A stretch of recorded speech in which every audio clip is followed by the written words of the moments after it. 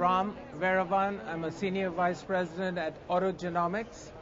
I would like to take this opportunity to invite you to AutoGenomics to participate in a couple of presentations that we have arranged for you during the course of this show. Topics of interest, of clinical interest, and of academic interest. The very first presentation today is going to focus on Clopidogrel and 2C19. And as the chair of this session, we have Dr. Robert Cole, who's the Chief Medical Officer of AutoGenomics. And on our panel, we do have Dr. Alan Wu, who is from the University of California, San Francisco, and Dr. Gwen McMillan from ARUP, Salt Lake City. We have an exciting presentation, so at this stage I would like to invite Dr. Cole and hand this over. So today we're going to talk about the relevance of the black box warning to clopidogrel therapy. And let's begin, first of all, by just a minor introduction into pharmacogenomics, pharmacogenetics.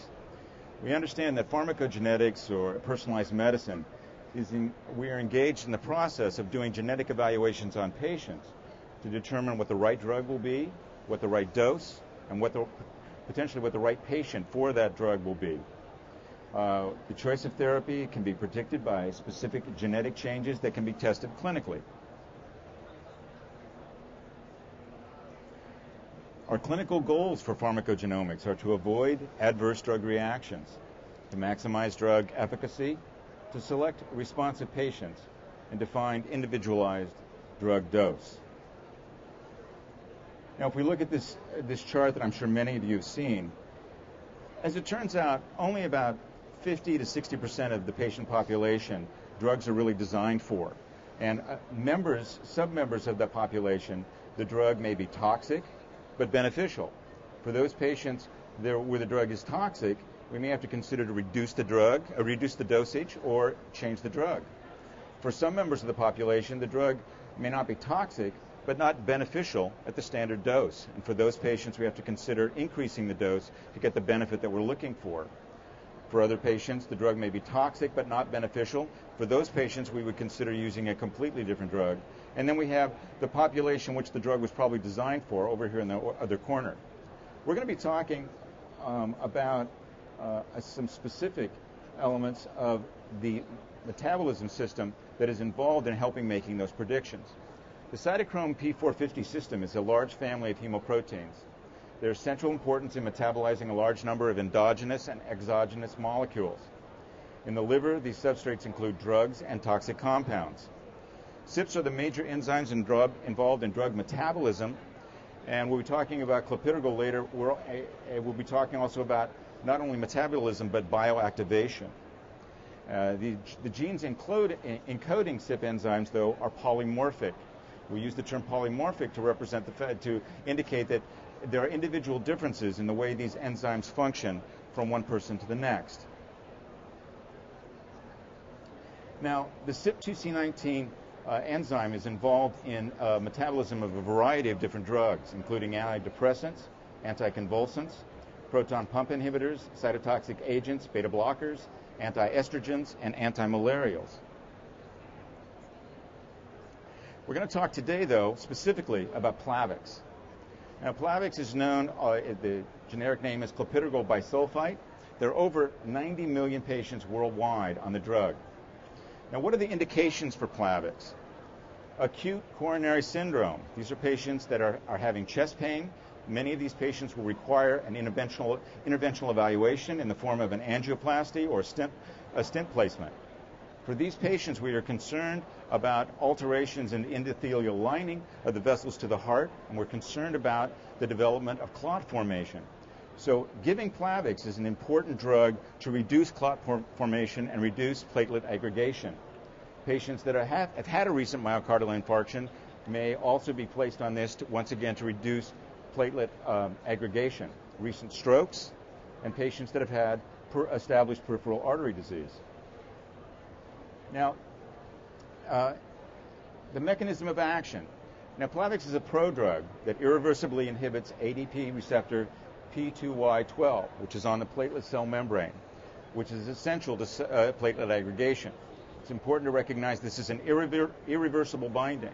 So once this drug has bound to the receptor site on the platelet, that platelet is essentially taken out of commission. Now the dosage varies. For the most part, our maintenance dosage is 75 milligrams, but we can bump that many patients up to 150 milligrams without significant side effects. Loading doses, we want to get maximum effect for patients, particularly who've had a cardiac intervention. Loading dose can be either 300 milligrams or 600 milligrams. There have also certainly been studies where we've looked at higher loading doses as well. Okay. Now, Clopidogrel, once again, is a prodrug that has to be converted to the active metabolite. 2C19 is the key enzyme in this process. 2C19 is polymorphic with multiple variants, resulting in individuals with the reduced ability to convert Clopidogrel to the active form of the drug. Now, there are several SNPs that are important. The key principal reduced function polymorphism is STAR2. There are additional reduced function polymorphisms of STAR3, 4, 5, 6, 7, 8, 9, and 10. Also important is an increased function polymorphism. This is STAR17. For these patients, they are actually going to bioactivate more of the Plavix than a standard patient. So these patients are going to have a greater effect of Plavix if they are exhibiting the STAR17 polymorphism. Now, is this a rare event? Actually, it turns out it's not a rare event. If we look at these polymorphisms are quite common in the population. 30% of Caucasians have them, 40% of African Americans, and 55% of Asians. Now, MEGA in the New England Journal of Medicine in December of last year wrote a significant article about clinical outcomes of people that were manifesting these polymorphisms. And there's been a flood of literature looking at the genetic causes of this variability and how this individual variability can affect clinical outcome. From that flood of literature, an important event occurred in March of 2010, which was the FDA black box warning. We'll talk a little bit more about this has generated controversy and concern. Anytime a warning like this goes on a drug that is being used to this degree and involved in acute medical situations that involve life and death, this will generate a great deal of concern on the part of patients, on the part of physicians, and certainly if patients have read this, are going to be concerned about this as well. It's important to look at what this black box says and what it doesn't say. The black box does not say that all patients need to be tested. It does explain that there are patients that can be poor metabolizers, and that this is reflected in the 2C19. This is reflected in the 2C19 gene, and the 2C19 status can impact the effect of the drug. And they talk about, although higher dose regimen, a loading dose of 600 milligrams followed by 150 milligrams, in poor metabolizers increases antiplatelet response. An appropriate dose regimen for poor metabolizers has not been established in a clinical trial. Now, anytime a box like this is significant. This has a huge effect on physicians and the way they practice. There's always the background of medical legal issues. I practiced as an obstetrician for 25 years. I spent a lot of time thinking about medical legal issues, and I'm sure cardiologists consider this as well. Now, Eric Topol has been an advocate of genetic testing for a long time.